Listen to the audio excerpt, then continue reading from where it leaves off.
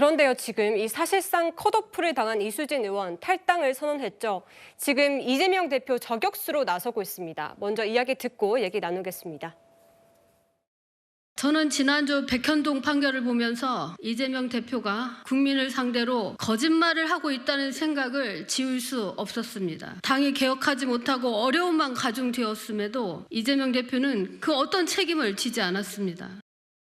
네, 이 이수진 의원 판사 출신인데 이제 와서 뒤늦게 이 대표의 사법 리스크를 공격하고 있는 모습입니다.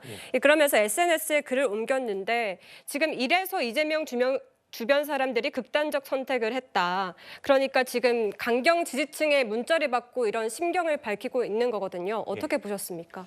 물론 저는 이수진 의원의 지금 현재 비판 자체는 틀린 말은 없어 보입니다. 네. 어쨌든 과거에 그 대장동 백현동 문제에서 최근에 김인섭 백현동 로비스트에 대한 아주 높은 형량의 판결이 나옴으로써 또 거기 나와 있는 판결문 내용을 보면 이재명 대표가 특정이 돼 있고요.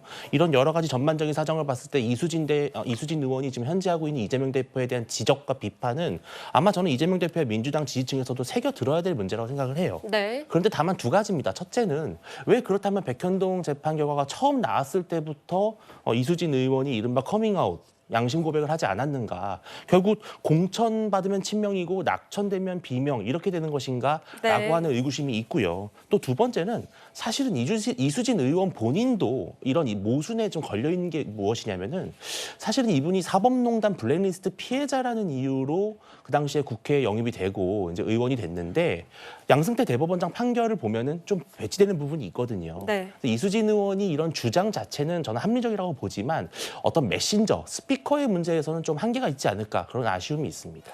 알겠습니다. 그러면 이분들이 왜 컷오프 되거나 하위 평가를 받았느냐. 여기에 대해서 일각에서는 이 모든 상황이 작년 9월에 시작된 것 같다는 이야기도 나오고 있습니다. 바로 이재명 대표 체포 동의안에 찬성표를 던진 의원들을 중심으로 이번 공천에서 불이익을 받고 있다는 건데요. 강선필 위원장님. 이런 해석에 대해서는 민주당에서 어떻게 보고 계십니까? 저도 저런 이유에 대해서는 일정 부분 동감을 하고 있습니다. 네. 저 친명 의원들이 주축이 되어서 체포 동의안 때 아무래도 그 가결, 부결 이거 논의를 했지 않습니까? 근데 네. 물론 그 과정 속에서 다른 의견이 있을 수 있죠, 당연히. 그리고 또 국회의원 한 명 한 명이 헌법 기관이기 때문에 반드시 꼭 당론에 따라야 될 필요는 없는 겁니다. 하지만 우리가 민주당이라는 이름으로 국민의 선택을 받았고 또 같은 구성원의 일원으로서 같이 정치를 하고 있는 상황에서 네. 본인과 의견이 좀 다르지만 결국에 하나의 당론으로 모아졌으면 저는 거기에 따르는 것도 민주당 소속 국회의원으로서 의무가 있다고 봐요. 그런데 그러한 것들이 아마도 동료 의원들에게 어떤 부정적인 영향을 미치지 않았나 저는 그렇게 보고 있고요.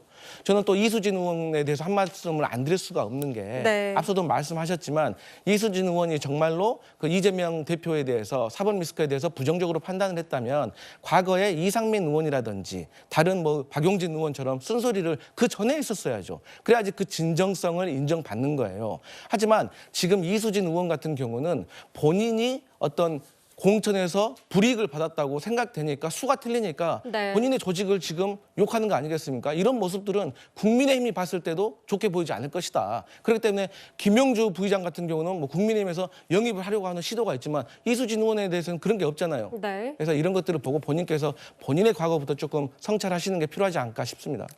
알겠습니다.